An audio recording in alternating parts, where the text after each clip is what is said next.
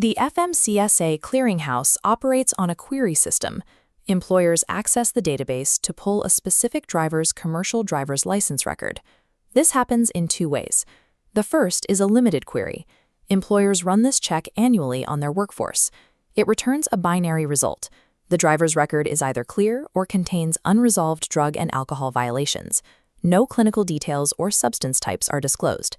Because this is an ongoing monitoring mechanism, it does not require a driver's active participation for every instance. A driver's mandatory registration in the clearinghouse serves as standing consent for their employer to run these annual checks. The second type is a full query. This mandatory pre-employment check happens before a driver performs safety-sensitive functions for a new employer. It pulls the complete record, every verified positive, refusal, treatment clearance, and prior query logs. A full query requires specific, transaction-level permission. The driver receives a notification and has 24 hours to log in and grant access to that employer. If they do not respond within that window, the hiring process for that role stops until the driver acts. While an employer can automate annual monitoring, they cannot bypass this initial clearance. A driver's active digital consent is the mandatory final step for securing any new safety-sensitive role. Federal regulations mandate that every employer secure a verified full query result before a driver gets behind the wheel. There are 0 grace periods and no provisional working days allowed while the query is pending. State driver licensing agencies are integrated into this network. Is in a prohibited status, the state agency automatically blocks transactions to renew, upgrade, or transfer their commercial learner's permit, or CDL, until the violation is resolved. Law enforcement personnel have direct access to the system during roadside inspections.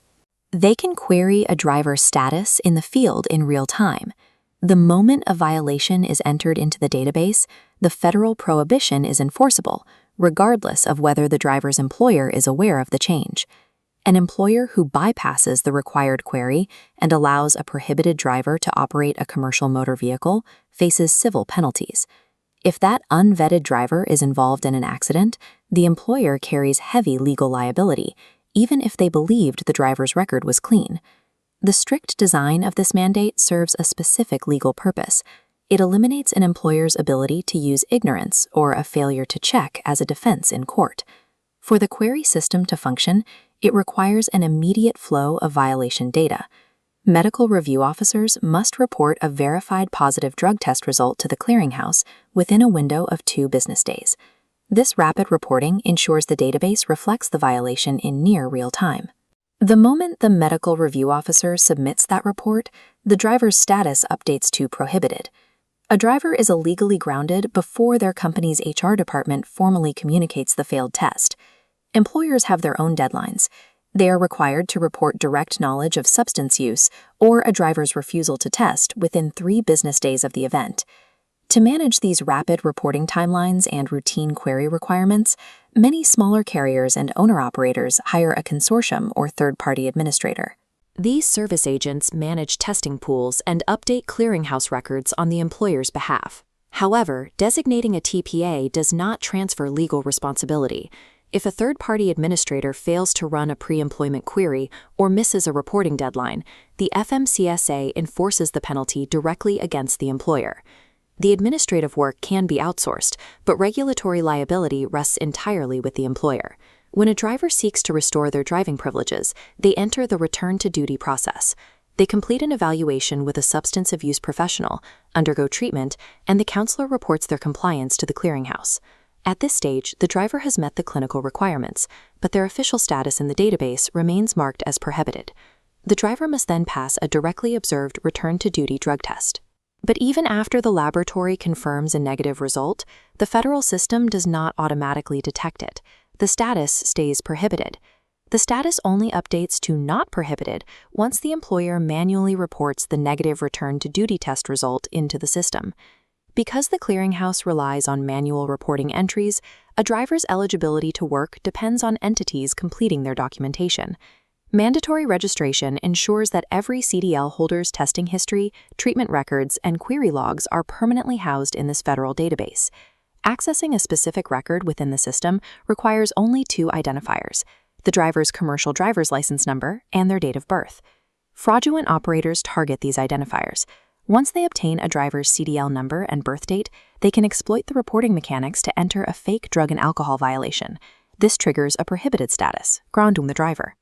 The scammers then demand a ransom payment to remove the false entry. They harvest these credentials through phishing campaigns, sending out fake urgent text messages or emails claiming a CDL downgrade is imminent.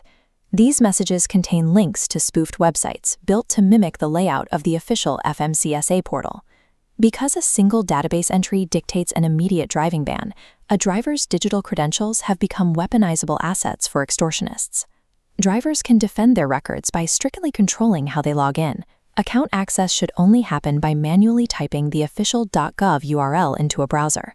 Links and unsolicited texts and emails must be ignored. The database also provides a built-in transparency tool. The account dashboard includes a detailed query log, displaying a complete history of every employer or agency that has viewed the driver's record.